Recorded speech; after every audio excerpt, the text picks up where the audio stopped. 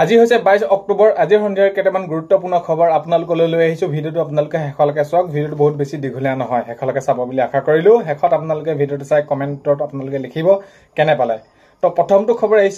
খবৰ হৈছে যে গুৱাহাটী উচ্চতম ন্যায়ালয়ৰ মুখ্য ন্যায়াধীশলৈ পত্ৰ প্ৰেৰণ হয় গুৱাহাটী উচ্চতম ন্যায়ালয়ৰ মুখ্য ন্যায়াধীশলৈ পত্ৰ প্ৰেৰণ কৰিছে বিৰোধী দলৰ দলপতি দেৱব্ৰত শইকীয়াই তো কিয় পত্ৰ প্ৰেৰণ কৰিছে আপোনালোকে হেতু জানিবলৈ হলে হয় SIT তদন্তৰ নিৰীক্ষণৰ বাবে স্পেশাল বেঞ্চ গঠনৰ দাবীৰে পত্ৰ প্ৰেৰণ কৰিছে আজি দেৱব্ৰত শইকীয়াই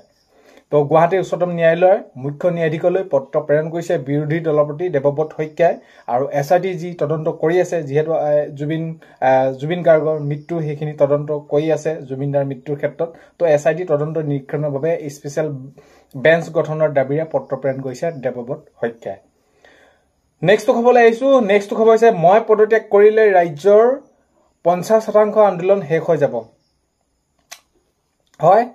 মই পদত্যাগ কৰিলে ৰাজ্যৰ 50% আন্দোলন শেষ হৈ যাব বুলি কৈছে মাননীয় মুখ্যমন্ত্ৰী মহোদয় আজি তেনেদৰে কৈছে যে মই যদি পদত্যাগ কৰি দিও তেনেহলে ৰাজ্যৰ এবিলাক যিবিলাক আন্দোলন আছে 50% শেষ হৈ যাব বুলি তেনেদৰে হেখিনি কৈছে নেক্সট খবৰ ফলে আহিছো নগাঁৱৰ বট্টদুৱা সমষ্টিত আজি মুখ্যমন্ত্ৰী মহিলা উদ্যমিতা আঁচনি ধন বিতৰণ কৰে তো এইখিনি যেহেতু প্ৰক্ৰিয়াসমূহ চলি আছে আজি নগাঁৱৰ বট্টদুৱা সমষ্টিত আজি মাননীয় মুখ্যমন্ত্ৰী মহোদয় মুখ্যমন্ত্ৰী মহিলা উদ্যমিতা আঁচনি যি 10000 টকাৰ চেক হেখিনি বিতৰণ কৰে আৰু পৰ্যায়ক্ৰমে যেনেদৰে আগৰ পূৰ্বে নিৰ্ধাৰিত লিষ্ট অনুসৰি যিন সমষ্টি যেতিয়া দিয়া কথা আছিল সকলোখিনি তেনেদৰে পৰ্যায়ক্ৰমে জানুৱাৰীলৈকে হেখিনি বিতৰণ কৰি থাকিব হেখিনি জনাইছে আৰু আজি নগাঁৱৰ বট্টদুৱা সমষ্টিত মাননীয় মুখ্যমন্ত্ৰী মহোদয় মুখ্যমন্ত্ৰী মহিলা উদ্যমিতা আঁচনি ধন হেখিনি বিতৰণ কৰে নেক্সটটো হৈছে মাননীয় মুখ্যমন্ত্ৰী মহোদয় হেখিনি জনাইছে বা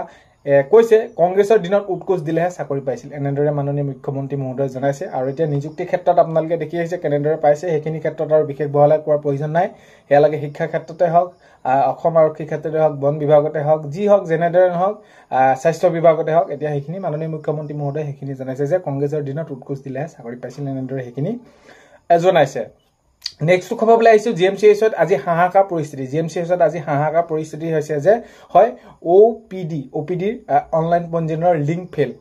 ফেল হৈছে আৰু সেই ক্ষেত্ৰত ৰোগীসকলৰ বহুতখিনি তেনেদৰে অসুবিধা সৃষ্টি হৈছে জিএমচিএছত আজি এটা হাহাকাৰ পৰিস্থিতি হৈছে যে ওপিডিৰ অনলাইন পঞ্জীয়নৰ লিংক ফেল হৈ পৰিছে নেক্সট খবৰলৈ আইছো নেক্সট খবৰ হৈছে যে জুবিনৰ সকলো সামগ্ৰী সযতনে ৰখা হ'ব জুবিন গাৰ্গৰ সকলো সামগ্ৰী সযতনে ৰখা হ'ব এইখিনি ক্ষেত্ৰত গৰ্মী শইকীয়া গাৰ্গে অৰ্থাৎ পত্নীয়ে কৈছে গৰ্মা বয়ে কৈছে যে জুবিনদাৰ যিসমূহ সামগ্ৰী আছিল সকলোখিনি সযতনে ৰখা হ'ব বুলি তেনেদৰে উল্লেখ কৰিছে নেক্সট খবৰ হৈছে মাননীয় মুখ্যমন্ত্ৰী মহোদয় জনাইছে যে নৱেম্বৰ মাহত নতুনকৈ আপোনালোকৰ বাবে ওলাব এইখিনি ক্ষেত্ৰত যে অসম আৰক্ষী নতুন বিজ্ঞাপন ওলাব আৰু সেইখিনি ক্ষেত্ৰত আজি জনাইছে যে সেইখিনি প্ৰেক্টিছ কৰি থাকিব কৈছে দৌৰি থাকিবলৈ কৈছে নৱেম্বৰ মাহত নতুনকৈ এপ্লাই হ'ব আৰু সেইখিনি আবেদন কৰিব পাৰিব বুলি তেনেদৰে কৈছে তো দেখা যাওক কেতিয়া কেনেদৰে সেইখিনি ওলাই কথাটো হ'ল কি নৱেম্বৰৰ পৰা নতুন এইখিনি অসম পুলিচৰ এপ্লাই হ'ব বুলি সেইখিনি জনাইছে নেক্সট খবৰ হৈছে ৰাষ্ট্ৰপতি দ্ৰৌপদী মুৰ্মুৰ হেলিকপ্টাৰ অৱতৰণৰ সময়তে এটা চকা সোমাই গ'ল হেলিপেডত তো এইখিনি দুৰ্ঘটনা হ'বলৈ আৰু সেইখিনি ৰক্ষা পৰিল আৰু যেনে সেইখিনি ক্ষেত্ৰত যদি আমি চাবলৈ যাওঁ ৰাষ্ট্ৰপতি দ্ৰৌপদী মুৰ্মুৰ হেলিকপ্টাৰ অৱতৰণৰ সময়তে এটা চকা সোমাই গ'ল হেলিপেডত সেইখিনি দুৰ্ঘটনাৰ প্ৰথম ৰক্ষা বুলি ক'ব পাৰি নেক্সট খবৰ হৈছে যে চৰকাৰী ঘৰ যেহেতু আপোনালোকে জিঅ'টেক কৰিছিলে এতিয়া জিঅ'টেক কৰাৰ পিছত আপোনালোকৰ লিষ্ট আহিলে লিষ্ট অনুসৰি আপোনালোকে এতিয়া আপোনালোকৰ ঘৰে কি কৰা হৈছে আকৌ সেইখিনি ভেৰিফিকেশ্যন কৰা হৈছে আপোনালোকে অতি সোনকালে নতুন বছৰতে আপোনালোকৰ চৰকাৰী ঘৰ পাবলৈ সক্ষম হ'ব এতিয়া অৰুণোদয়ৰ ক্ষেত্ৰতো মই নেক্সট খবৰ যদি আমি চাওঁ তেনেহ'লে বহুত বেছি ক'বই নালাগে কাৰণ যিসকলে পাব লাগে তেওঁলোকক সেইখিনি কাটিছে যিসকলে নাপাব লাগে তেওঁলোকে পাইছে অৰ্থাৎ খেলিমেলি এটা হৈছে আৰু এইখিনি ক্ষেত্ৰত বহুতে সুধি আছে নতুন লিষ্ট ওলাবনি প্ৰকাশ পাবনি সেইখিনি ক্ষেত্ৰত কোনো আপডেট নাই যদি পায় আগতো সময়ত গম পোৱা যাব কিন্তু যিসকলে পাব লাগে তেওঁলোকে নামখিনি বাদ পৰি গৈছে এই আঁচনিৰ পৰা অৰুণোদয় আঁচনিৰ পৰা নেক্সট খবৰ হৈছে কৃষকসকলৰ যি 21 নম্বৰ কিস্তি আছে সেইখিনি পাবলৈ হ'লে আপোনালোকে অতি সোনকালে কৃষক পঞ্জীয়ন কৰি ল'ব আৰু যদি EKYC কৰি লোৱা নাই আপোনালোকে EKYCটো আপোনালোকে অতি সোনকালে কৰি ল'ব তেতিয়া আপোনালোকৰ বাবে সুবিধা হ'ব নহ'লে আপোনালোকে এই যি টকা পোৱাৰ ক্ষেত্ৰত বহুতখিনি অসুবিধা আহি পৰিব পাৰে নেক্সট খবৰ আহিছো নেক্সটটো খবৰ হৈছে যে আপোনালোকে যদি এই যি এতিয়া আপোনালোকৰ যিসমূহ ফলাফল দিলে পৰীক্ষাৰ ফলাফলসমূহ দিলে এতিয়া আগন্তুক সময়ত অতি সোনকালে আপোনালোকৰ সেইখিনি এপইণ্টমেণ্টখিনি দিব এটা দিনত নিযুক্তি প্ৰক্ৰিয়াৰ ভিতৰত সেইখিনি তাৰিখ ঘোষণা কৰিব আৰু শেষত যদি আমি কওঁ যে জুবিন গাৰ্গৰ যি মৃত্যু বা জুবিন দাৰ যি মৃত্যু হ'ল সেইদিনাখনি কি হৈছিল প্ৰকৃততে কেনেকৈ হ'বলৈ পালে ইমানখিনি এই মানুহখিনি থাকোঁতে তো সকলোখিনি